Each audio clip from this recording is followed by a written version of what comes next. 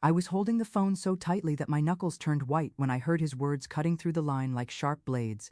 "Look, Mrs. Helena, I'm going to be straight with you. Your voice is annoying.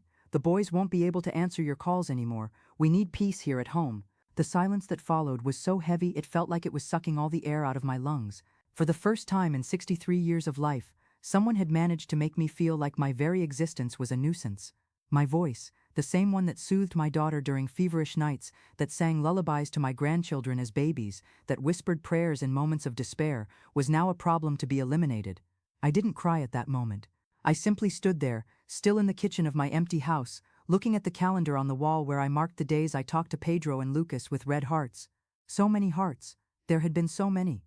Diego, my son-in-law, had just cut the last thread connecting me to my grandchildren, and the worst part of it all was knowing that my daughter Clara was on his side, in silence, letting it happen. The woman I carried in my womb for 9 months, whom I protected from all the evil in the world, whom I taught to be strong and independent, was now abandoning me without saying a word. The phone slipped from my hand and fell to the ceramic floor with a hollow sound that echoed through the house. That's when my knees gave way, and I collapsed right there, leaning against the cabinet where I kept the drawings that Pedro had made for me on Grandparents' Day. "Grandma, you are the most beautiful in the world," one of them said, written in crooked, colorful letters. How had something so pure turned into this? 7 months earlier, it had all started almost imperceptibly. I would call to talk to my grandchildren, and Clara would answer with that rushed tone, saying they were busy with homework, bath, dinner, sleep, always something. At first I believed it. I was a mother. I understood the rush of raising 2 boys, but the excuses became more frequent, more elaborate, and the discomfort in my daughter's voice became impossible to ignore. When I finally managed to talk to Pedro or Lucas, they were short, hurried conversations, as if someone was timing every second. I could hear the tension even through the phone, that feeling that something was not being said. My whole life had been built around my family. I became a widow at 45, when Clara was only 12. My husband Arnaldo died in a car accident coming back from work, on a rainy June night that changed everything. From one moment to the next, I found myself alone with a teenager and a stack of bills to pay. The pension wasn't enough, so I worked. I worked like I had never worked in my life.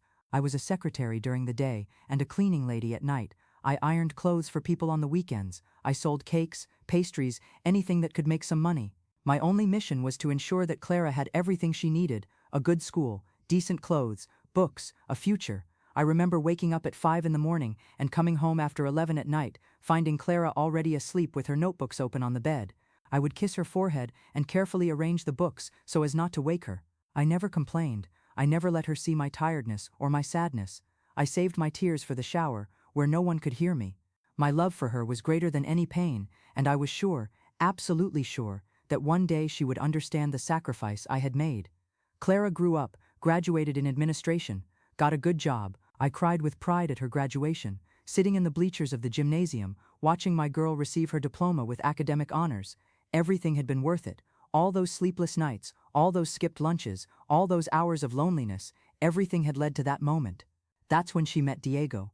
He was charming, well-dressed, spoke with that confidence that impressed. He worked in marketing at a large company. At the time, I even liked him. I thought he would take good care of my daughter, that he would value the incredible woman she was. The wedding was beautiful. I spent my savings to help with the party, to ensure that Clara had her dream day. I used my entire Christmas bonus to pay part of the buffet. I didn't care. I saw the smile on her face and knew I had done the right thing. Diego seemed grateful, seemed like a good man. That day, dancing with Clara on the dance floor, I thought I could finally breathe a sigh of relief. My daughter was safe, loved, happy. My job as a mother was complete, or at least that's what I believed. When Pedro was born, 2 years later, I was reborn too. Being a grandma brought back a joy I thought I had lost when Arnaldo died. I would go to their house 3 times a week to help. I took care of the baby so Clara could rest. I made food, cleaned the house, did laundry, all without anyone asking. I simply wanted to be helpful. I wanted to be close to my grandson. I wanted to be part of that new family that was forming. Lucas came 3 years later, and my happiness multiplied. 2 grandsons, 2 reasons to wake up every day with hope. But it was after Lucas was born that things started to change. Diego started making subtle comments. "You don't need to come all the time, Donna Helena. We can handle it. I think it's better if we establish our own routine here. The children need to get used to us, not be dependent on their grandmother all the time." I tried not to take it personally. I understood that they wanted autonomy as a family. So I reduced my visits. I started going only once a week, always bringing something, a cake, a roast chicken, toys for the boys, but even so, I felt like I was bothering them. Diego never said hi when I arrived. He just waved from a distance and locked himself in his office. Clara was tense, hurried, as if she was anxious for my visit to end soon. That's when I started calling more. If I couldn't be physically present, at least I could hear my grandson's voices on the phone. Pedro would tell me about school, about his friends, about the cartoon he was watching. Lucas, still small, would say nonsensical things that made me laugh until my stomach hurt. Those calls were the best moment of my day. I planned what I was going to ask them, prepared stories to tell, just to have those minutes of connection. It was all I had left. But things got progressively worse. Clara started answering my calls impatiently. "Mom, they're busy right now. Mom, call later. Mom, not now." And when I asked when would be a good time, she would be vague, evasive, "I'll let you know." But the warning never came. I started calling at different times, trying to guess when it would be convenient. Morning, afternoon, evening, nothing seemed to work. And then came that phone call from Diego. Those terrible words that still echoed in my head. "My voice is annoying." My voice, the only thing I could still offer my grandsons, was a problem. If you are following this story and would like to continue receiving real stories like this about overcoming, family, and rebirth, consider subscribing to the channel so you don't miss the next stories I will share here.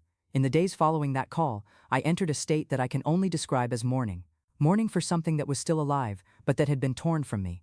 I spent hours looking at the photos of my grandchildren scattered around the house. Pedro at 2 years old laughing on my lap in the park. Newborn Lucas sleeping on my chest. The two of them together, dressed up as superheroes on the last birthday I had been invited to, more than 8 months ago. I tried to call Clara, but she no longer answered my calls. She sent short, dry messages. "We're fine, Mom. We'll talk later." But later never came. I started questioning everything about myself. Was my voice really annoying? Did I talk too much? Was I boring, inconvenient, unbearable? I recorded my own voice on my cell phone and listened to it, trying to find the problem. But all I heard was the voice of a tired woman, a voice that carried years of hard work and sacrifice, a voice that had lulled her daughter in the worst moments, a voice that should represent love and security, not annoyance. It was my neighbor, Donna Eunice, who noticed my condition. She knocked on my door with a cornmeal cake and found me crying in the living room, still in my pajamas at 3 in the afternoon. "Helena, what's happening to you?" I broke down. I told her everything, every painful detail. Donna Eunice listened in silence, her expression becoming more and more serious. When I finished, she held my hands firmly and said something that changed everything. "This isn't about your voice, Helena. This is about control. He is isolating your daughter and your grandchildren, and she's letting him." Those words hit me like a lightning bolt. Control, isolation. Suddenly, so many things started to make sense.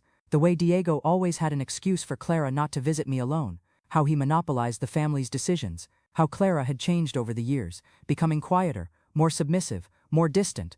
I had interpreted everything as a natural evolution of the marriage, as maturity. But what if it was something more sinister? I started investigating. I called old friends of Clara, people she had distanced herself from after the marriage. They all had the same story. Diego didn't like her friends. He always had some criticism to make, some reason for her not to go out. I talked to the mother of one of Clara's co-workers and found out that she had turned down 2 promotions because Diego said she was already working too much and needed to focus more on the family. Each piece of the puzzle was falling into place, forming an image that disgusted me. But the real revelation came from an unexpected place. Pedro's teacher at school was an acquaintance of one of my cousins. In a casual meeting at the supermarket, she mentioned that she was worried about Pedro. He had changed his behavior in recent months, becoming more withdrawn, more anxious. During an activity about family, he had drawn his house, but I wasn't in the drawing. When the teacher asked about his grandmother, he said quietly, "Dad said Grandma can't come anymore because she makes everyone nervous." That broke me. My grandson, my dear Pedro, had been taught to see me as a problem. Diego wasn't just pushing me away, he was poisoning the image my grandchildren had of me, and Clara, my daughter, was allowing it. I didn't know what was worse, his cruelty or her omission, but I knew one thing: I wasn't going to let it continue, not after everything I had faced in life, not after surviving my husband's death, poverty, loneliness. I hadn't been through all that to be silenced by a man who knew nothing about real sacrifice. I planned my approach carefully. I didn't want to be explosive or dramatic. I wanted to be strategic. I waited for Clara's birthday, knowing that by tradition, they couldn't completely exclude me. It would be too obvious to friends and family. I arrived early, bringing her favorite cake, that chocolate one I always made. Diego opened the door with a forced smile. "Donna Helena, what a surprise." It was no surprise at all. Clara had sent me a cold message the day before. "We're having lunch here tomorrow. If you want to come." The house was full of people, co-workers, friends of the couple, neighbors. Clara looked tired, smiling mechanically at everyone. My grandchildren ran to me when they saw me, shouting "Grandma," with that pure joy that children have. I hugged them both so tightly that they laughed. Diego appeared immediately, saying that the boys needed to wash their hands before lunch. The message was clear: don't spend too much time with them. I waited for the right moment. After we sang happy birthday and cut the cake, when people were scattered around the house talking, I approached Clara in the kitchen. She was washing dishes, with her back to me. "Clara, I need to talk to you." She sighed, without turning around. "Mom, not today. It's my birthday." "Exactly for that reason, because I gave birth to you 36 years ago, and I deserve at least an honest conversation." She finally turned around. She was different, thinner, with dark circles under her eyes, a tension in her face that wasn't there before. "What do you want, Mom? I want to know why you're pushing me away from your children, why you let your husband forbid me from talking to my grandchildren, why you're pretending I don't exist." She opened her mouth to speak, but Diego entered the kitchen at that moment, as if he had a radar. "Everything okay here?" His voice was sweet, but his eyes were hard. "I was talking to my daughter," I replied firmly. He gave that condescending smile that I had learned to hate. "Dona Helena, I think it's better if we don't create any tension today. It's a day of celebration." "You're right, Diego. It's a day of celebration, and I would like to celebrate with my daughter alone." The silence that followed was electric. Clara looked from me to Diego, like an animal trapped between two predators. That's when I saw it. I saw the fear in her eyes. Fear of what? Of contradicting her husband. Of telling the truth. "You know, Diego," I began, my voice calm but firm, "for 36 years I was the only person in Clara's life. I took care of her alone after my husband died. I worked 16 hours a day so that she would have education, food, dignity. I never asked for anything in return. I just hoped that when I got older, I would have my daughter by my side, and my grandchildren." He crossed his arms, his smile disappearing. "No one is stopping you from having your family. We're just asking for some space." "Space?" My voice rose a tone. "You said on the phone that my voice is irritating. You forbade my grandchildren from answering my calls. That's not asking for space. That's erasing me." Clara finally spoke, her voice weak. "Mom, it wasn't really like that." "Then how was it, Clara? Explain it to me. Because from where I'm standing, it seems like you've become a stranger. It seems like you've forgotten where you came from." Diego took a step forward, threatening now. "Look, Dona Helena, you're overstepping the boundaries. This is our house, our family. You don't get out of here." That's when something inside me snapped. All those months of pain, humiliation, and silence exploded. "No, Diego, you're not going to talk to me like that. I am not your subordinate. I am your wife's mother and your children's grandmother, and you have no right whatsoever to erase me from their lives." The people in the next room had stopped talking. Everyone was listening. Diego realized it, his jaw tight. "I think it's best if you leave." "I will leave, but not before I say one last thing." I looked at Clara, straight into her eyes. "Honey, I don't know what happened to you. I don't know how the strong woman I raised became this person hiding behind her husband, but I want you to know one thing. I'll be here, always. When you remember who you really are, when you decide you deserve respect and real love, I'll be waiting, because I'm your mother, and mothers don't give up." I grabbed my purse and walked out of that house with my head held high, even as tears streamed down my face.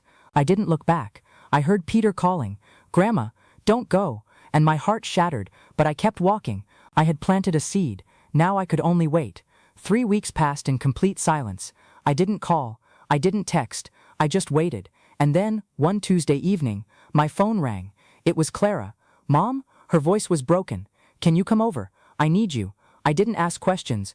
I just grabbed my keys and went. When I arrived, Diego wasn't there.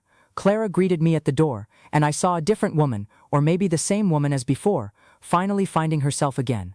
She had been crying. A lot.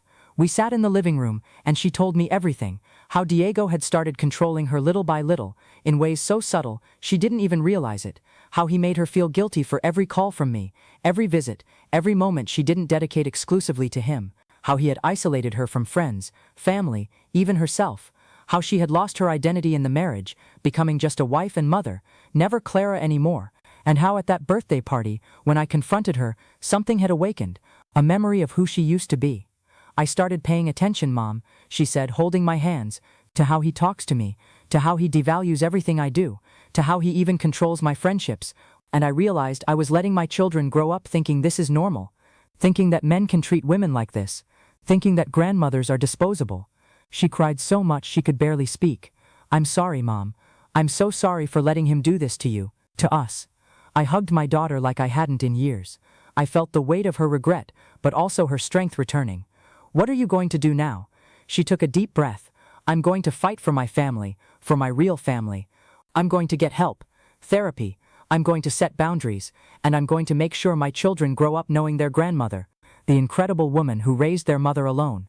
Diego came back an hour later and found us both sitting in the living room. His expression changed from surprise to anger. Clara, I thought we agreed. No, Diego, she interrupted, her voice firm for the first time in years. We didn't agree on anything. You decided, alone, like you always do. But things are going to change now. My mother is part of this family. My children will have contact with their grandmother. And if you don't agree with that, then maybe we need to rethink some things. I saw the exact moment he realized he had lost control. He tried to argue, manipulate, play the victim, but Clara didn't budge. And I was there, silently, just supporting my daughter as she found her voice again, her own voice, not the one that had been suppressed for years. In the months that followed, the change was gradual but profound. Clara started therapy, individual and couples. Diego had to face his behaviors, and it wasn't easy. There were arguments, tears, moments when I thought it wasn't going to work. But my daughter was determined, and seeing that determination, the same one I had when I raised her alone, was one of the greatest joys of my life. I started seeing my grandchildren regularly again. Peter hugged me in one of those first meetings and whispered, "Grandma, I knew you wouldn't leave us hanging. I knew it." Lucas, still too young to understand everything, was just happy to see me. And me. I was reborn. Every laugh of theirs, every story, every drawing they made for me, everything was a gift that I had thought I had lost forever. Clara came to me one day, months later, and said something I kept in my heart. "Mom, you taught me to be strong when I was a kid, but I had forgotten. It was you confronting me at that birthday party, not giving up your dignity, that made me remember. You saved me again, like you always have." Today, when I look back, I see that terrible moment, hearing that my voice was irritating, that I was no longer welcome in my grandchildren's lives, was the turning point. It was the pain we needed to feel to wake up. I learned that true love sometimes means confrontation. It means not accepting crumbs. It means remembering your own worth, even when everyone around you tries to convince you that you are worthless. My voice isn't irritating. My voice tells stories of resistance, of survival, of unconditional love. It's the voice that lulled my daughter through the worst storms. It's the voice that now reads stories to my grandchildren before bed. It's the voice that refused to be silenced, even when they tried to erase me. And it's the voice that taught my daughter that she also doesn't need to be silenced by anyone, ever. Today I know that I am more than a convenient grandmother or a disposable mother. I am the pillar that has sustained generations. I am the purest love story there is, the one that persists even when hurt, that stands tall even when knocked down, that shines even brighter after the storm. And when Ethan asked me the other day why I had disappeared for a while, I told the truth, because sometimes, my darling, people forget the value of things until they almost lose them. But the important thing is that no one was truly lost. We are all here now. The greatest lesson I carry isn't about forgiveness or reconciliation. It's about dignity. It's about knowing that you don't need to lower your voice to fit into the tight spaces that others build for you. You can, and should, occupy your full space, with all your history, with all your sacrifices, with all your love, because voices like ours weren't made to be silenced. They were made to echo through the generations, reminding everyone that true love is unbreakable, even when tested to its limits. And that a mother, a grandmother, a woman who knows her own worth, is a force impossible to erase.